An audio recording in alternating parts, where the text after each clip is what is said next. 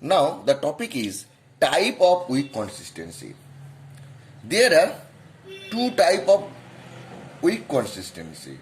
Number one, causal. Number two, that is PRAM.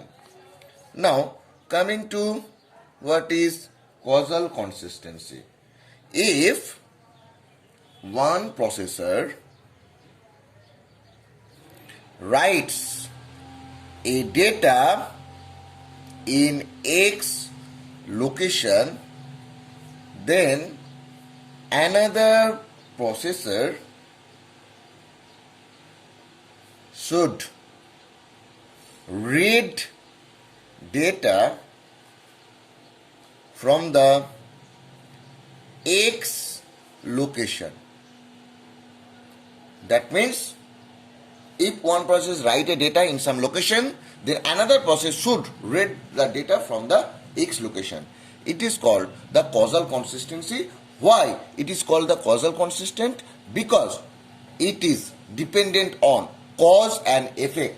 If there is some cause, then there will be some effect.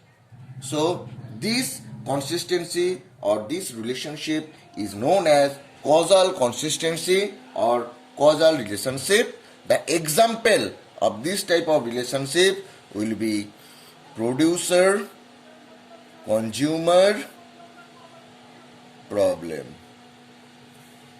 Next, there will be another consistency that is called PRAM consistency or pipeline RAM consistency. Now, what is this? Write operation done by a single processor are received by all other processors in which they were executed. So, write operation done by a single processor are received by all other processors in which they are executed. Now, the write operation done by different processor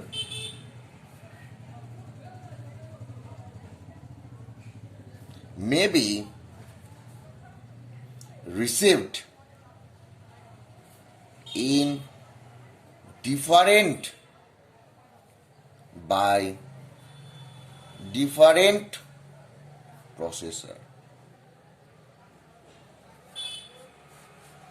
So, suppose here is your 4 processor P1, P2, P3 and P4. Now, P1 processor write some data in X1 location.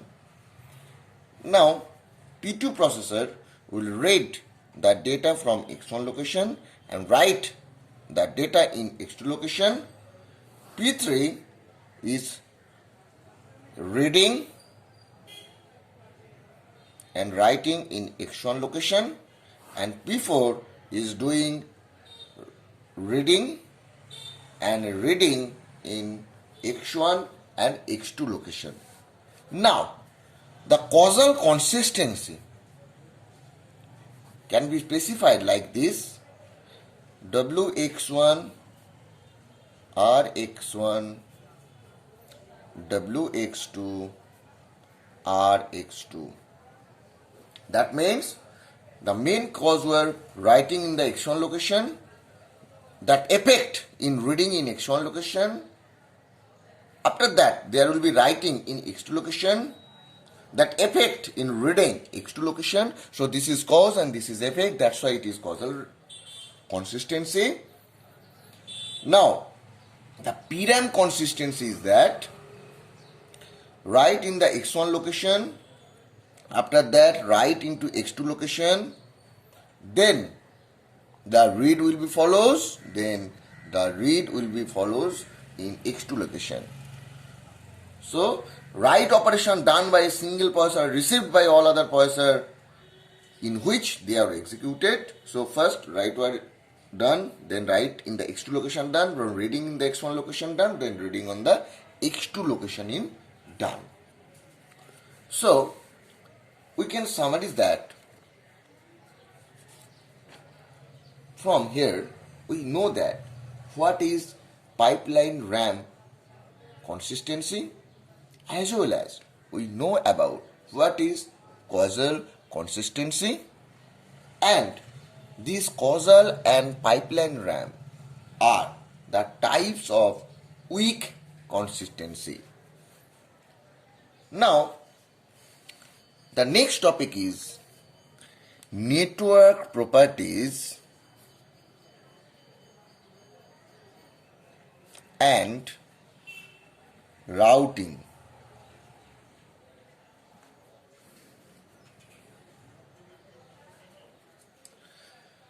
Basic properties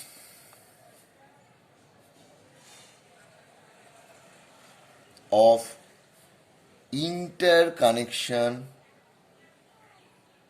network are: number 1, node degree. Node degree means number of edges are connected to one node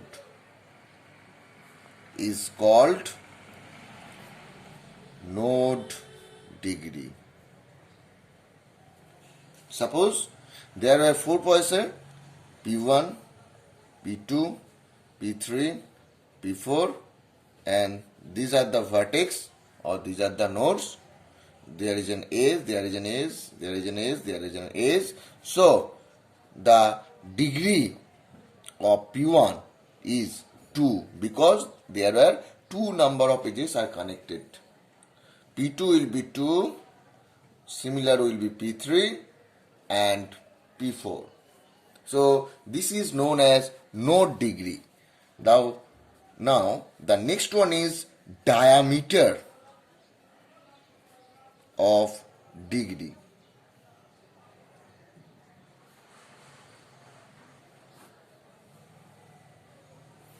Diameter of degree means shortest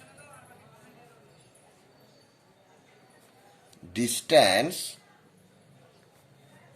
between any 2 processor. So this is known as diameter of degree. Suppose this is a network P1, P2, P3 and P4. The distance suppose are 2, 3, 1, 4. So from here the diameter of degree will be 1 because it is the shortest distance between any 2 processor. Now we will see the factor behind network performance. Number 1, network throughput means amount of data transfer per time unit is known as network throughput. Next, what is bandwidth? Rate of data transfer, so that is known as bandwidth. Next one is network latency, that means worst case delay for transfer of a message through network. Worst case delay or highest time taking, transfer time taking of a message is known as network latency. Number 4, fault tolerance means there will be many routing possibilities. Suppose here is your P1, P2, P3 and P4 and they are connected with this way. Now this location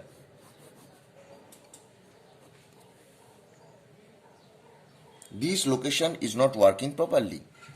So P1 cannot send a data to process P2, but P1 will send a data to process P3 and P3 can send a data process P2. By this way, this can tolerate the fault. That means there are many routing possibilities. Next one is blocking and non-blocking. Blocking means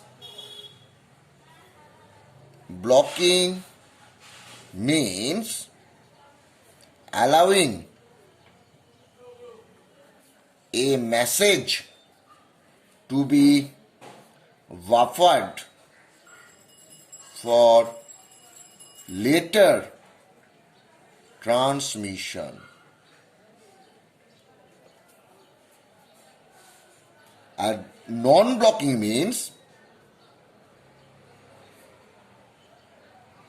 allowing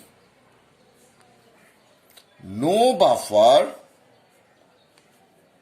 between source and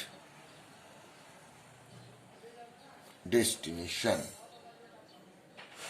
So, blocking allows buffer and the buffer are used to store the intermediate result for later transmission. But in case of non-blocking, there is no concept of buffer between source and destination. The item, as soon as it is produced, then it must be received by all the consumer processor. So, this is blocking and non-blocking concept.